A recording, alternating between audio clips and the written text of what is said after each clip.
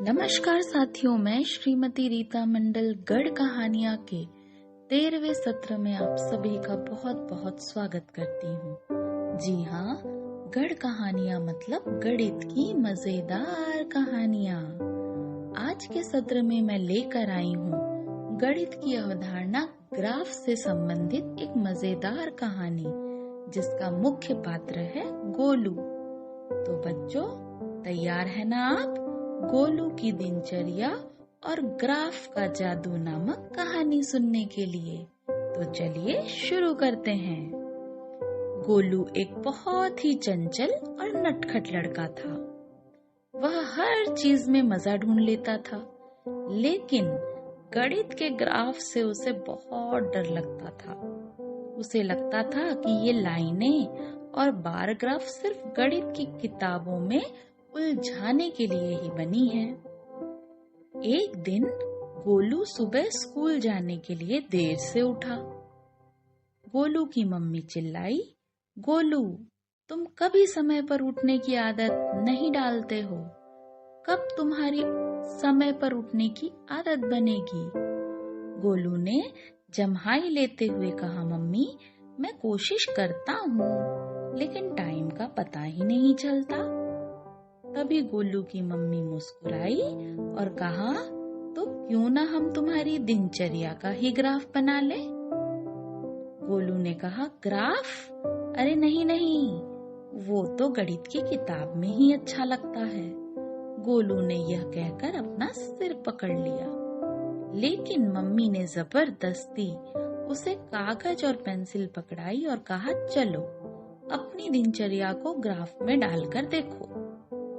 गोलू ने सोचा और अपनी दिनचर्या को बार ग्राफ में बदलने का फैसला किया। उसने एक्स अक्ष पर समय को रखा और वाई अक्ष पर गतिविधियां लिख दी। जब गोलू ने पूरा ग्राफ बना लिया तो उसे एक अजीब बात दिखी। उसका खेलने और टीवी देखने का समय होमवर्क और घर पर पढ़ाई करने के समय से बहुत ज्यादा था। मम्मी ने हंसते हुए पूछा, अब बताओ गोलू, तुम पढ़ाई में अच्छे क्यों नहीं हो? गोलू को समझ में आ गया कि उसका समय कहाँ ज्यादा जा रहा है। उसने खुद ही कहा, मुझे अपने होमवर्क और घर पर पढ़ाई के समय को बढ़ाना चाहिए।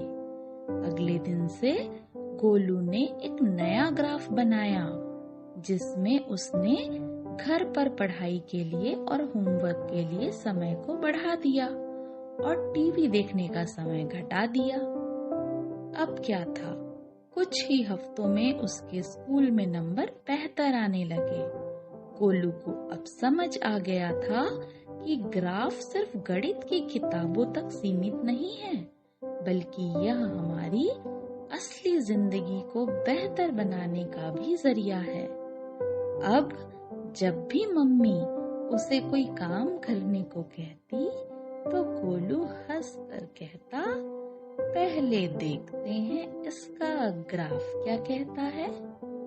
तो बच्चों, कैसी लगी आपको आज की कहानी?